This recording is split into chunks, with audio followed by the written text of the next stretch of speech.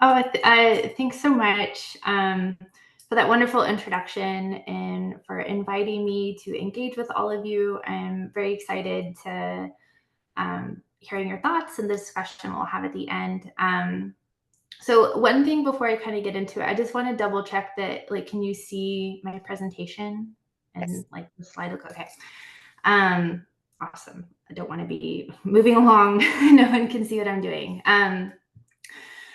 Yeah, so just maybe a little bit to foreground this work. So at Google, a lot of my research is focused on understanding how social inequality and harms can show up in different kinds of technologies, and how we as practitioners, how researchers, how other people concerned in this space can proactively identify, think about, measure, and respond to harms before these things are out into the world.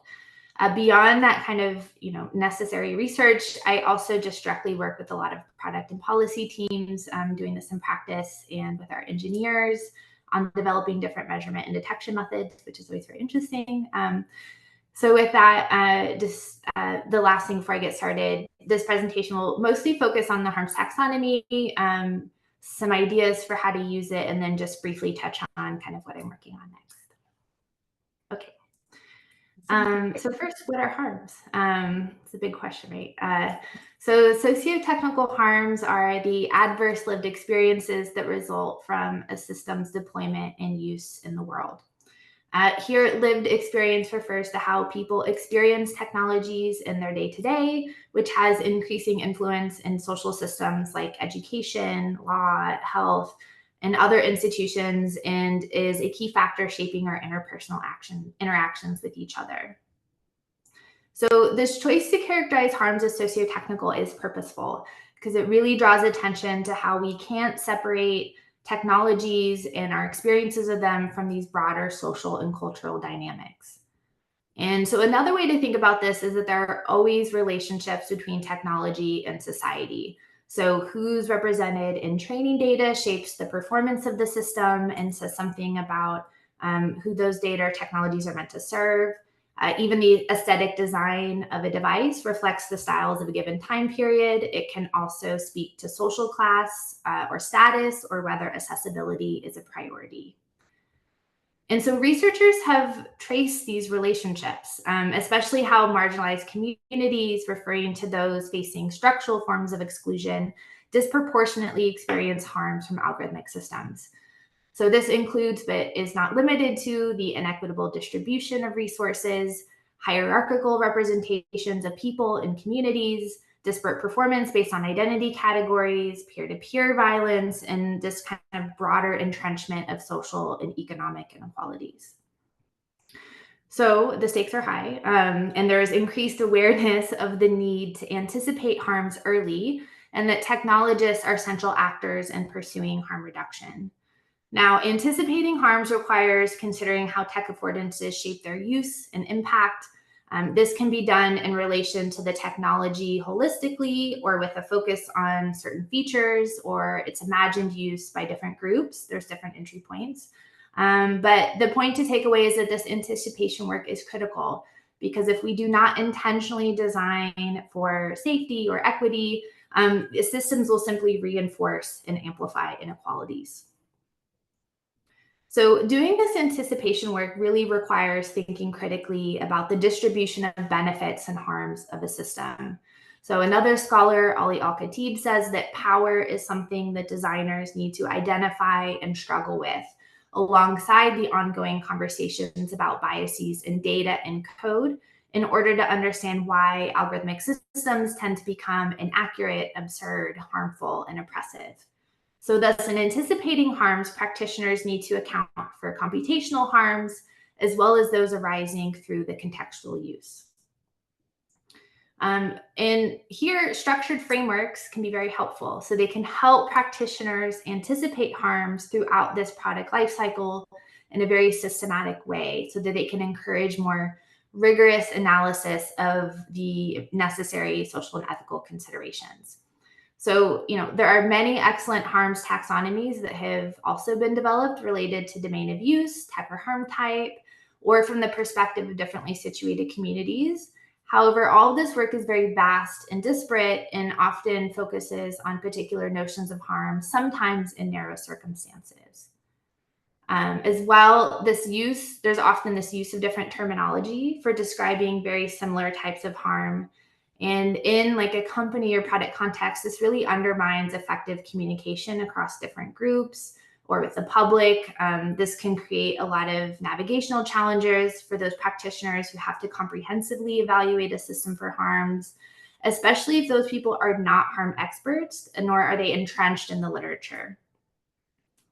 So recognizing these challenges, myself and others conducted this scoping review and reflexive thematic analysis of existing literature on harms to offer a taxonomy that can help practitioners consider them more systematically.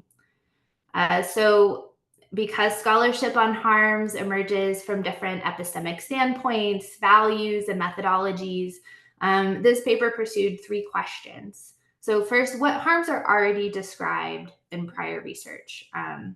Where is there conceptual alignment in this prior work? And is there an organizational structure suggested by that alignment? And then where there's research gaps, where does that suggest opportunities for future work?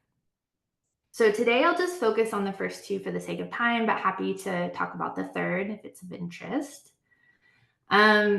And I just wanted to briefly talk about the method. Again, as a sociologist, we love methods.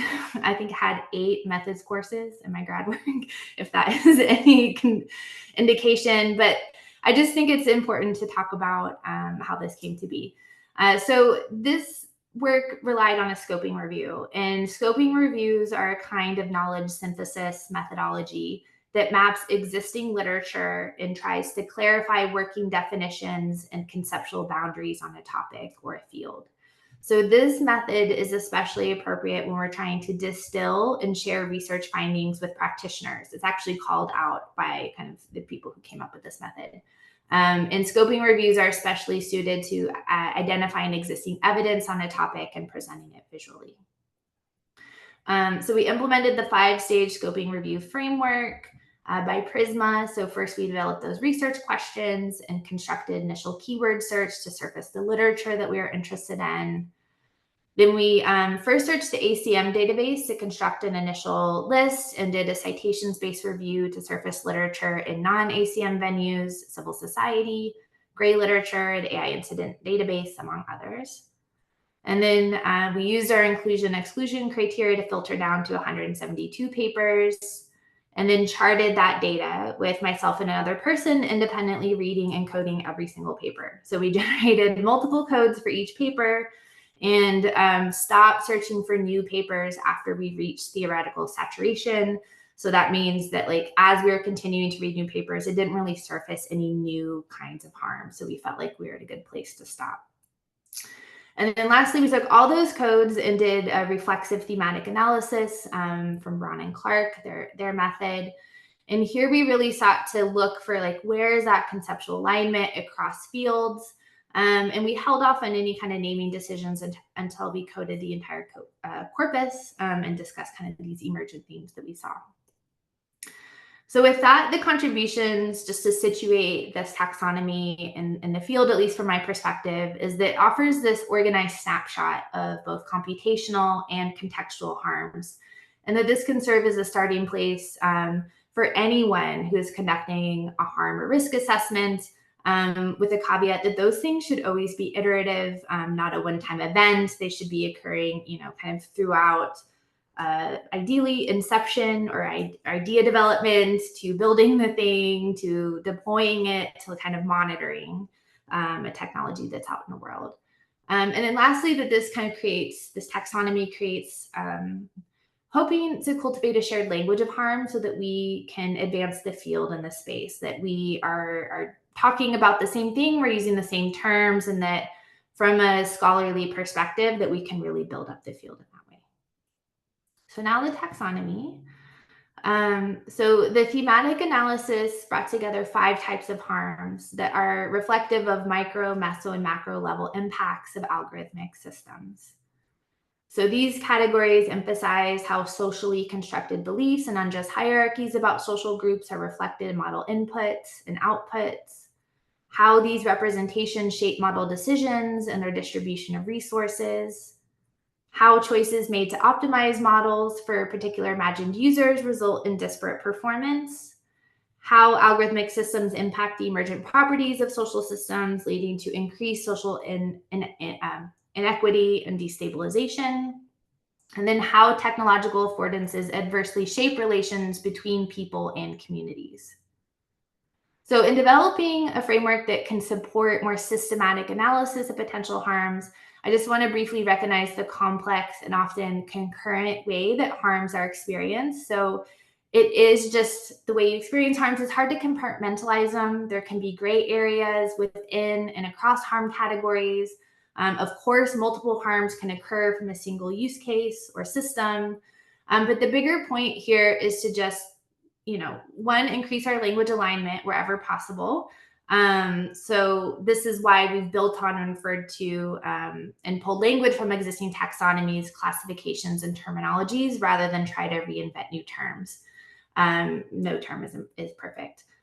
So here I just want to call out that important concepts that have existed for a long time in different fields like tech-facilitated violence, disinformation and misinformation, environmental harms. These all ended up in the taxonomy because even though they're well studied in different subfields, they're often alienated from each other. So today I kind of wanted to dive into interpersonal harms and talk about how Gen AI specifically might show up through these different harm subtypes. So to recap, I know you all read the paper, but just as a recap, what are interpersonal harms? So as algorithmic systems increasingly mediate interactions between people and institutions, here the concept of interpersonal harms is that they don't necessarily emerge in the classic sense when one person uses power and control over the other, but they're really arising through the power dynamics of technologies in production. And hopefully through my examples, that will make more sense. So like all of the other harms in the taxonomy, pre-existing social power asymmetries and patterns of structural inequality shape who is disproportionately likely to experience these harms. So prior work on algorithmic systems broadly described different types of interpersonal harms, including agency loss, tech-facilitated violence, diminished health and well-being, and privacy violations. So here in this context, we want to think about how technologies are reshaping human-to-human interactions and leading to this interpersonal harm. So this could be when one person is just maliciously using a system as a means to harm another. And here we might think of malicious deepfakes. But interpersonal harms can also just arise when someone is just interacting with the technology on their own. And so within the past year, there was this case where a man had died by suicide after an AI chatbot encouraged him to sacrifice himself to stop climate change. So these are all things we have to think about. This is a very challenging space. But specific types of interpersonal harms from AI systems that we've already seen show up across all of these, and I'll discuss them briefly.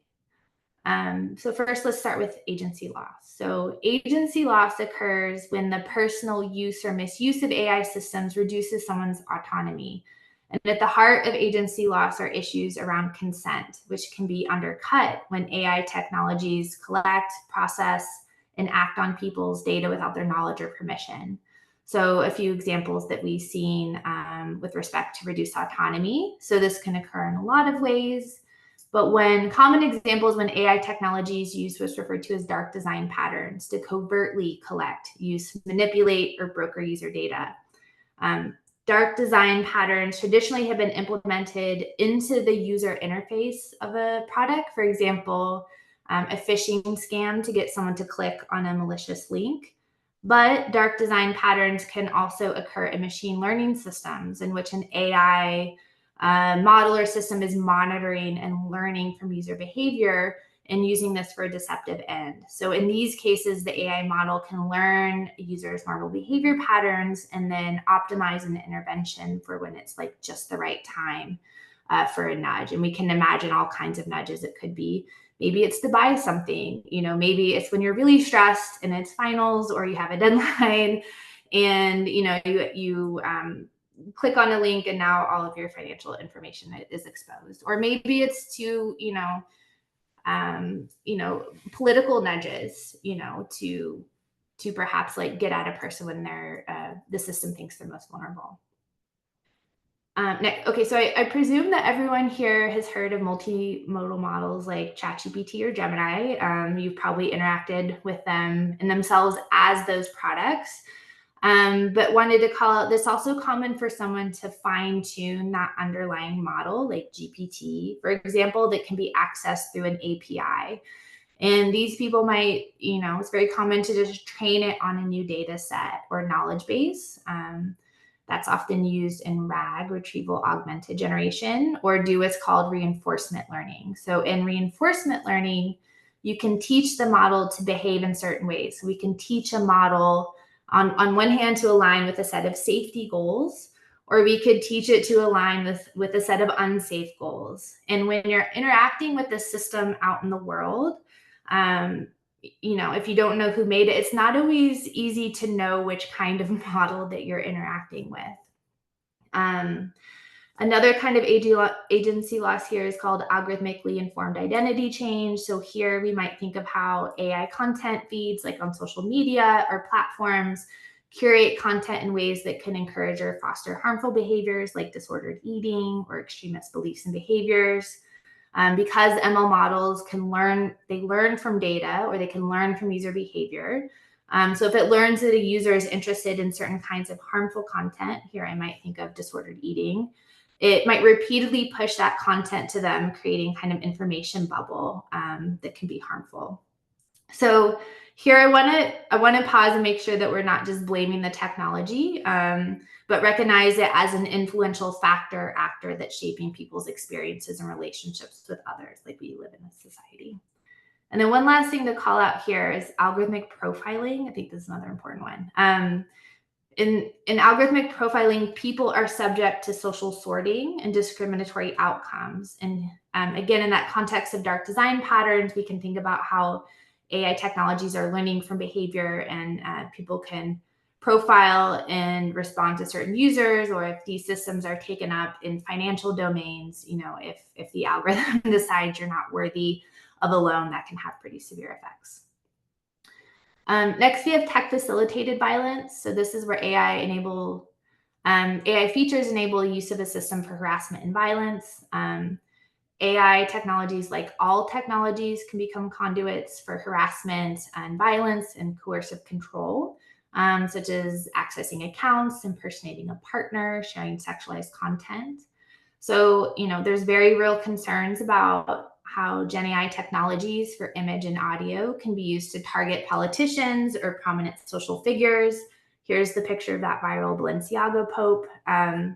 Some studies have found that the vast majority of deepfakes actually fall into the category of ISPI, which is involuntary synthetic pornographic imagery. So the sexualized deepfakes are the most common form of deepfake.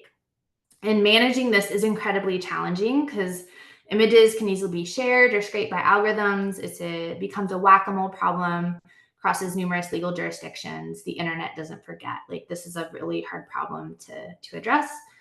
And then there's just other general facets of tech-facilitated violence, like doxing, trolling, cyberstalking, cyberbullying. Gen AI can really exacerbate this, automate it, scale it at scale.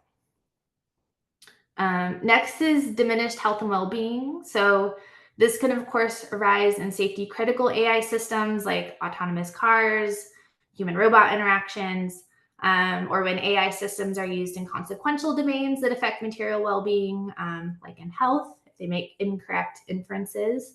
It can also just occur when the system is performing as intended, but the designers haven't anticipated potential health and well-being effects. So, for example, because Gen AI is very new, there's lots of unanswered questions about the social impacts of people spending extended time with chatbots or synthetic characters like Replica. And for people who might be struggling emotionally, technologies can really exacerbate the situation. as mentioned before, in the case of the person who died by suicide. But this is just one of many possible well-being harms. The literature has also described something called algorithmic annihilation that can occur from people interacting with technologies that just assume things about ourselves and our life experience, whether that's our gender, our social relationships, that can spark those adverse emotional feelings. And this often happens when designers don't build in enough social controls to handle the messy realities of life, or when they presume that we all have the same experience. So the quotes here from two studies, the top from one examining the impacts of photo memory notifications on people who are experiencing grief. So you may have experienced this on your phone, like it just pushes some memories to you. And, sometimes you don't want to see those memories. Maybe you're not in the right headspace for that, and that can have consequences on people. And then the bottom quote here is from a study looking at people who used a pregnancy tracking app, and that app had just failed to consider the chance that people miscarry. And so users who had miscarried were repeatedly receiving these ads because the system had just presumed that they carried to term. And so they were just being inundated with these ads showing up on platforms, amplifying that grief. And then the last type of personal harm I want to touch on is when AI systems diminish privacy, such as enabling that an undesirable flow of information and instilling this feeling that you're being watched or surveilled. It's kind of creepy. And the collection of your data without explicit and informed consent. So here, privacy violations can extend beyond what's protected by a regulation like the GDPR or under that traditional purview of a privacy officer at a company. And here AI systems, machine learning, they're designed to learn from data and improve. They learn these patterns. They're not designed always to forget data. So it can be very hard to get out whatever developers or users put into a model if that AI system is not designed properly. So on the developer-facing side, AI models can memorize proprietary training data. Or on the user-facing side, people can enter sensitive data into a system, often for good faith reason. Maybe you want to use this system to support your data analysis or summarize meeting notes. But depending on the system you're using, it's not always clear where that data goes, and it might be ingested back into the system, causing data leakages down the line. Some companies and products are much more transparent than others, but AI is also being pushed into all sorts of other products, business and financial analysis tools, research tools, creative tools. People can create their own models. We're in this moment of mass AI startups, and it's not always clear what's going on under the hood or behind the scenes. So caution is actually the thing that we should all do. Even, if there is an AI system or model that we feel really confident in, that the company's being open, they have really rigorous safety controls, they're transparent, they're open to audits, they can still be hacked. So I don't mean to pick on OpenAI here, but last year they had this kind of public privacy breach where threat actors had exploited vulnerabilities in their code and the open source library to bypass measures they put in place and leak out a bunch of PII. So, people are very good at circumventing safety controls. So I actually believe that OpenAI acted in good faith. This just is an example that illustrates that it's very, it can be easy to get around these systems. Okay, so these are some of the interpersonal harms that we've already seen. And so now I briefly want to kind of think through, what do we do when we're trying to think of harms that we haven't seen yet? How do we start? So first, I want to say that making these kind of projections about potential harms, failures, and impacts is not a trivial process. It's very hard. And there's a lot that goes into anticipating harms. And foreseeing failures and harms that have never been observed before or that occur in new contexts is very difficult, even when it seems like they should have been obvious in hindsight. So the eminent sci-fi author Arthur C. Clarke, who among other things wrote 2001: A Space Odyssey, refers to these as lapses as failures of imagination.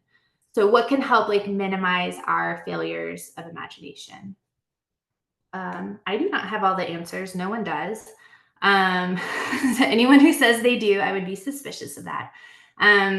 But people who do this work, like work collaborating with product teams, engineers, analysts, policymakers, like the field, um, agree on these three things: that when we're anticipating harms, we need to think about the stakeholders, the system affordances, and the context of use. So, who are stakeholders? Stakeholders are anyone at risk of being affected by a system. So, this could include people developing or using the system. This could be people subject to being rated or ranked by a system. It could be content producers who are creating something for a platform. They could be non users who are just feeling the brunt of a system downstream. But we need to identify and think about these people and what their experience might be. So making sense of what their experiences might be here, we need to think about the social, political, and economic circumstances that have and continue to shape their lives. So this is not just about like naming stakeholders. We need to think about like what's their vulnerability, like what's their propensity to be affected by a system, and what's their agency, what degree of control over a system's behavior do they have. What control do they have that might like mediate that salience and severity of particular harm? Do they have any means of recourse or not? So like are decisions about their lives just being automated without their ability to contest or intervene? And these are things, if we shouldn't be designing systems where people have no recourse. But another thing to think about is, have we just granted too much access to the system, and should we be dialing back a use case? Like, should we just do a more limited release or not build it at all? We also have to think about the purpose and function of a system. So how and why does this thing work? So this means we need to think about the idiosyncrasies of a system, where its function or purpose can point us to cues about kind of potential harms that might arise. So for example, are we talking about a search engine? Search engines are ranking and retrieval algorithms, so they allocate information and resources. So harms related to the allocation of potential inequitable distribution of resources, like we need to think about those. Or is this a computer vision model that's using biometric data that might be used to access computers or systems? We have these all over our phones and computers. We're on Zoom right now. This is a biometric system. All of these models classify and label image data. So harms related to how we represent people within systems need to be anticipated, including stereotyping, demeaning, or erasing social groups. And this can also point to quality of service harms, where products just simply fail for certain groups of people based on, some facet of their body or who they are. And then the last component for anticipating harms is that context of use. So this really requires us to examine closely under what circumstances harm can occur or could be actualized. Here we want to think through what can be affected, how the harm occurs, why the harm happens.